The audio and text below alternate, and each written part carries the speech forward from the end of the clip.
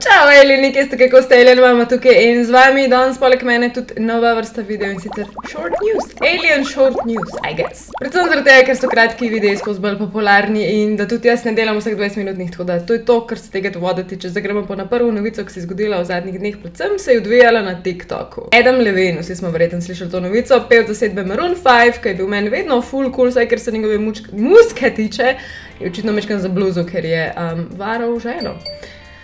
Ding, ding. Zdaj se je začel, ko je Instagram model Sumner Stroh objavila na TikTok to, da je z njemu imela enoletno avanturo in da ji še na koncu napisal tole in sicer, da bi, če se le da, ko je ona že stike z njemu prekinila, da bi svojega otroka, ki je na poti, poimenoval po njej in sicer Sumner, ker je čez. Dejstvo je, da nikoli ne vemo, kaj je v zadju pri teh stvarih in ko je ona to objavila, se je on branil na ta način, napisal je tole na svoj Instagram. Uporabil sem slabo presojo, ko sem govoril s komorkoli razen svojo ženo na kakršenkoli spogledljiv način. Nisem imel afere, kljub temu pa sem prestopil mejo med obžalovanja vrednim obdobjem mojega življenja. V nekaterih primerih je postalo neprimerno, to sem obravnaval in sprejel proaktivne korake, da to odpravim s svojo družino. Vse, kar me zanima na tem svetu, je moja žena in družina. Biti tako naiven in dovolj neumen, da sem tvegal edino stvar, ki mi je resnično pomembna, je bila največja napaka, ki sem jih lahko naredil. Adam, Nikoli več mi ne bo. Prevzemam polno odgovornost, prebrodili bomo to in skupaj bomo prebrodili.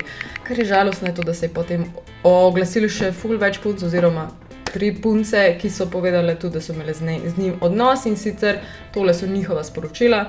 Te punce itak trdijo, da so bile mlade, naivne in da preprosto niso želeli nič slabega, ampak da to šerajo predvsem zaradi tega, da pride do njegove žene. Njegova žena Behati, ki je, kakor vsi vemo, Victoria's Secret model, je trenutno noseča z njunim 3. otrokom in zato naredi celo situacijo še toliko bolj žalostno. Jaz nisem tukaj za judge, če sem tukaj za šerat novice, kdo ve, mogoče je vse skupaj publicity stunt, kar pomeni, tudi tega se moramo zavedati, da je mogoče samo en tak zelo bizaren korak v to, da ljudje ostanejo na sceni. To je vedno opcija. Opcija je, da so sporočila zmanipulirana, ker se jih zelo z lahkoto da popolnoma spremeniti v svojo prid, naprimer takole. In potem je še ta ženska, ki je bila pa njegova osebna inštruktorica joge, ki je pa tudi pa zgodila situacija, da je njen takrat bivši ljubosumen partner videl njegovo sporočilo in je v bistvu zlomil ali zvil zapestje iz same agresije, tako da zelo bedna.